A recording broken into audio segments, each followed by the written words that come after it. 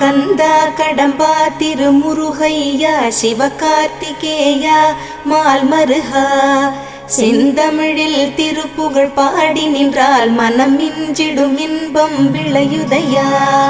சிரகிரி வேலவனை காண்கையிலே விழிவோரம் கண்ணீர் பெருகிடுமே. கந்த சஷ்டி கவச்சம் போதுவோர்க்கு கந்தன் கருணை என்றும் துணை வருமே. பங்குனி உத்திர நாளினிலே உனை நினைந்தே காவடி சுமந்து வந்தோம்.